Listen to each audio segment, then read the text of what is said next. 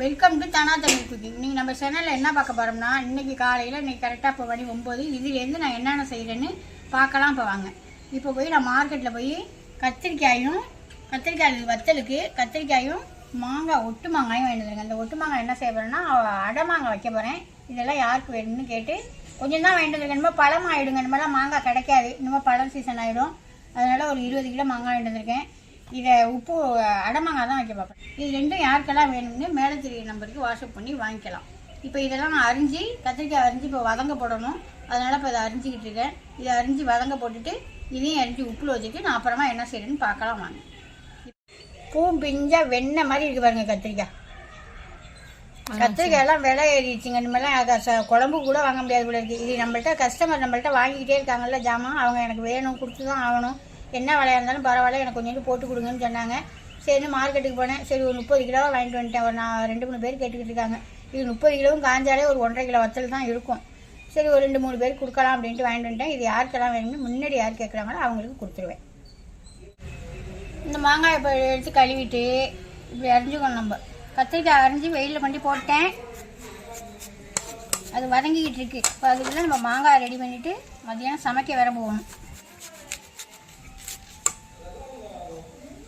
நல்லா ஃப்ரெஷ்ஷான மாங்காய்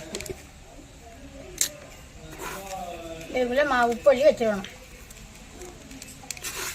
உப்பள்ளி வச்சு நல்லா குத்துக்க வச்சுட்டோம்னா ஒரு 1.5 நாளைக்கு இருந்துச்சுன்னா நல்லா இந்த உப்பெல்லாம் நல்லா கரைஞ்சி போய் தண்ணிக்குள்ளே தான் கிடக்கும்.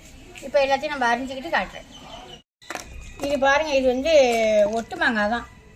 இந்த மாங்காய் தான் இது வெட்டி ஒரு நாள் வதங்க போட்டு அவிச்சிட்டு காய வச்சு அள்ளி வச்சுருக்கேன். இது என்ன செய்யலாம்னா, வத்த குழம்பும் வைப்பாங்க, சில பேர் வைப்பாங்க. அந்தளவுக்கு இது வத்த குழம்புக்கு டேஸ்ட்டாக இருக்காது. இது நம்ம உப்பில் வைக்கிறோம்ல, அதுதான் நம்ம வத்த குழம்புக்கு நல்லாயிருக்கும், புளிக்குழம்புக்கு. இதை இப்போ நான் அடமாங்காய் வைக்கிறேன்ல, இதை நீங்கள் வெட்டி போட்டு வத்த குழம்பு வச்சிங்கன்னா அவ்வளோ அருமையாக இருக்கும். இதை எடுத்து நம்ம தொட்டுக்கிட்டு சாப்பிட்லாம். இந்த கொட்டையை வெட்டி போட்டு 2-3 வெட்டி போட்டு நம்ம வத்த குழம்பு வச்சோம்னா பூண்டு மிளகெல்லாம் போட்டுவிட்டு அப்படி சாப்பிட்டுக்கிட்டே இருக்கலாம். மழை நேரத்துக்கு இது அவ்வளோ கை கொடுக்கும் நமக்கு. இது சாம்பாரில் போட்டு வைக்கணும். நம்ம பருப்பு போட்டு வைக்கிறோம்ல, அந்த சாம்பாரில் ஒரு 4 வத்தல் இவ்வளவு போட்டு வச்சிங்கன்னா போதும். 4 வத்தல் இவ்வளவு போட்டு வச்சிங்கன்னா சாம்பாருக்கு அப்படி ஒரு சூப்பராக இருக்கும் மாங்காய் வத்தல். இது இவ்வளோ தான் இருக்குது. இப்போ 2 கிலோ 3 கிலோ தான் இருக்குது. இதுவும் யாருக்கெல்லாம் வேணும்னு கேட்டு வாங்கிக்கணும். இப்போ எல்லா மாங்காயும் நம்ம வாங்கிட்டு வந்த ஒட்டு மாங்காய் ஃபுல்லாக அழைச்சிட்டு அரிஞ்சு இந்த மாதிரி உப்பு வச்சுருக்கேன்னா, இப்போ காலையில் இப்போ கரெக்டாக மணி 10-10:30 தான் ஆகுது. இன்றைக்கி பகல் ஃபுல்லாக ஊறட்டும், நைட்டு ஃபுல்லாக ஊறட்டும். நாளைக்கு காலையில் எடுத்து நம்ம காய வச்சிடலாம். அரிஞ்சு வெயிலில் வச்சாச்சு, வெயிலில் போட்டாச்சு, வதங்க போட்டாச்சு. மாங்காய் உப்பில் வச்சாச்சு.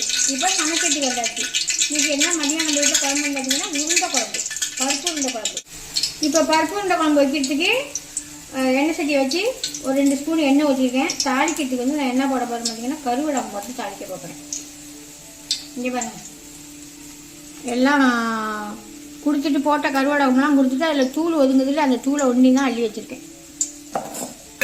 இதே மாதிரி இன்னொரு டப்பாவும் அள்ளி வச்சுருக்கேன். அருமையாக இருக்கும் போட்டு இந்த மாதிரி குழம்புக்கெல்லாம் போட்டு தாளித்தோம்னா இந்த தூள் போட்டு தாளிச்சுக்கலாம்.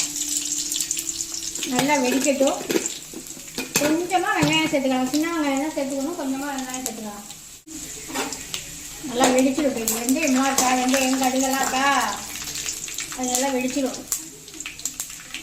அருமையாக இருக்கும். இந்த மாதிரி நீங்களும் ஒரு வாட்டி போட்டு தாளித்து பாருங்கள். கருவடகம் போட்டு தாளித்து பாருங்கள். கருவடகம் இல்லைன்னா உருண்டை குழம்புக்கு கடுகு, ஜீரகம், வெந்தயம் போட்டு தாளிங்க. இப்போ வெங்காயத்தை போட்டுக்கலாம். இந்த பக்கம் பார்த்தீங்கன்னா வாழைப்பூ ரெடி ஆகிட்டு இருக்கு. வாழைப்பூ, முருங்கைக்கீரை, சின்ன எலுமிச்சம்பழம் அளவுக்கு புளி எடுத்து, இதுக்கு உருண்டை குழம்புக்கு நிறையா வேண்டியதில்லை புளி. எத்தனை பேர் இருக்கீங்களோ அதுக்கு தகுந்த மாதிரி புளி எடுத்தீங்கன்னா நான் ஒரு சின்ன எலுமிச்சம்பழம் அளவுக்கு புளி எடுத்து கரைச்சிட்டு மிளகாத்தூள், மல்லித்தூள், மஞ்சத்தூள்லாம் வேண்டிய எல்லாமே நம்ம தூள்லேயே கலந்துருக்கோம்.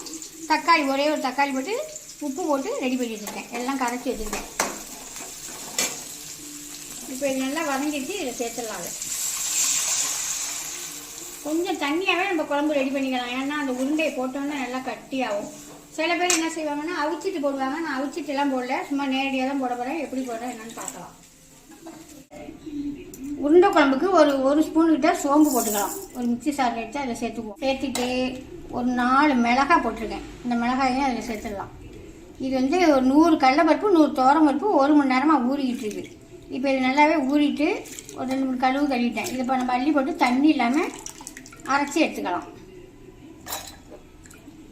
இப்போ வந்து ஒரு இதை அரைச்சிட்டேன். மருது அரைக்கையில் அதுக்கு தேவையான உப்பை போட்டுக்குவோம்.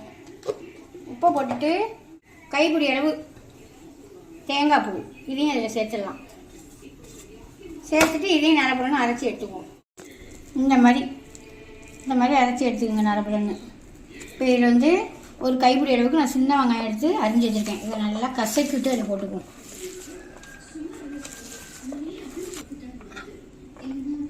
அரைச்சி வச்சுருக்கத்தோடு சேர்த்துக்கலாம். கொஞ்சமாக ஒரு கொத்து கருவேப்பிலை இது முருங்கைக்கீரை எடுத்துகிட்டு வந்து உருவி வச்சுருக்கேன். அதையும் அதில் போட்டுக்குவோம். இந்த முருங்கைக்கீரை போட்டோம்னா நல்லா வாசமாக சூப்பராக நல்லா இருக்கும் சாப்பிட்றதுக்கு. வேறு தொட்டுக்கவே வேண்டியது இல்லை. 2 உருண்டையை வச்சுக்கிட்டு அருமையாக சாப்பிட்டுக்கலாம். இது என்ன மாவுன்னு பார்த்தீங்கன்னா பொட்டுக்கடலை மாவு ஒரு ஸ்பூன் போட்டுக்கிறேன்.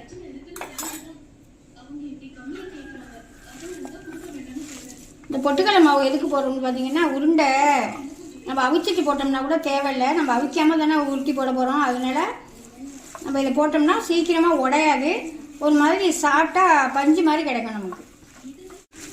உப்பெல்லாம் இதுக்கு அரை உப்பு போட்டுக்கிட்டிங்கனாலே போதும். நம்ம குழம்புல வேறு உப்பு போடுமா, அரை உப்பு போட்டுக்கிட்டாலே போதும். இப்போ எல்லாத்தையும் உருட்டி எடுத்துக்கலாம். சின்ன சின்ன உருண்டையாக உருட்டி எடுத்துக்கலாம். இந்த மாதிரி எல்லாத்தையும் உருட்டி எடுத்துகிட்டு காட்டு. குழம்பு கொதிச்சிக்கிட்டு இருக்கா. அடுப்பு சிம்மில் வச்சு தான் கொதிச்சிக்கிட்டு இருக்கு. உருண்டையெல்லாம் உருட்டிட்டேன்னா அதில் ஒன்று ஒன்றா போட்டுடலாம். போட்டு அடுப்பை வேகமாலாம் வைக்காதீங்க, சிம்மிலேயே வச்சுக்கோங்க. சிம்மிலேயே வச்சு உருண்டை நல்லா வெந்து மேலே வந்துடும். அதுக்கு ஒரு பாட்டு நம்ம கரண்டியை போட்டு கலரி விட்டுக்கலாம். நல்லா திக்காக நல்லா வந்துடும். அதுக்கு ஒரு பாட்டு நம்ம கரண்டி போட்டு கலரி விட்டுக்கலாம். நம்ம அவிச்சிட்டு போட்டோம்னா ஒரு மாதிரி வலுவலுன்னு இருக்கிற மாதிரி இருக்கும். அந்தளவுக்கு இந்த மாதிரி வைக்கிற டேஸ்ட்டு அதில் கொஞ்சம் கம்மியாக தான் வரும். இது வந்து ஒரு உருண்டை 2 உருண்டை உடஞ்சாலும் நல்லா திக்காக எடுத்து நம்ம சாதத்தில் வச்சு பிசைஞ்சு சாப்பிட்றதுக்கு அவ்வளோ அருமையாக இருக்கும். உடஞ்சி போயிடும்னு பயந்துக்கிட்டு தான் சில பேர் அந்த மாதிரி செய்வாங்க. இது உடையாது. அடுப்பை வேகமாக இருக்காமல் மெதுவாக எடுத்து விடுங்க, ஒன்றுமே செய்யாது. நான் காட்டுறேன் பாருங்க. அப்புறமா போட்டோன்னா அப்புறமா காட்டுறேன். குழம்பு பார்த்துடலாமா? சூப்பராக கொதிச்சிக்கிட்டு இருக்கா.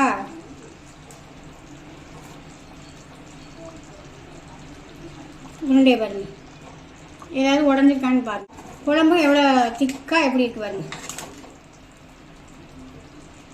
இன்னும் ஒரு 2 நிமிஷம் கொதிச்சா போதும். இறக்கி வச்சு சாப்பிட்டுடலாம். இப்போ நல்லா கொதிக்கட்டும், காமிக்கிடணும். சூப்பராக உருண்டை குழம்பு, பருப்பு உருண்டை குழம்பு ரெடி ஆயிடுச்சு. உங்களுக்கு பார்த்தாலே தெரியும் நல்லா எப்படி இருக்குது என்னன்னு. அருமையாக இருக்கா. ஒரு உருண்டை கூட உடையல. இதே மாதிரி நீங்களும் ஒரு வாட்டி ட்ரை பண்ணி பார்த்துட்டு எப்படி இருக்குன்னு கமெண்ட்ல சொல்லுங்கள். கத்திரிக்காயும் நல்லா வெயிலில் அருமையான வெயில் அடிக்கிறது நல்லா வதங்கிக்கிட்டு இருக்கு. நல்லா வதங்கிவிட்டோம். நாளைக்கு அவிச்சு போட்டு இது 2 3 நாள் ஆகும். காயத்துக்கு 1 வாரம் ஆகும். இன்னைக்கு வதங்க போட்டாச்சு. இப்போ காலை வேலை நமக்கு எல்லா வேலையுமே முடிஞ்சிருச்சு. சமைச்சு முடிச்சாச்சு. இப்போ கடையிலேருந்து எல்லாம் சாப்பிட வந்துடுவாங்க. அதுக்குள்ளே போய் நான் குளிச்சுட்டு வந்துட்டேன். இப்போ வந்தோடனே சாப்பாடு போட்டு வேண்டியதான். இன்னும் அடுத்த வீடியோவில் சந்திப்போம். பாய்.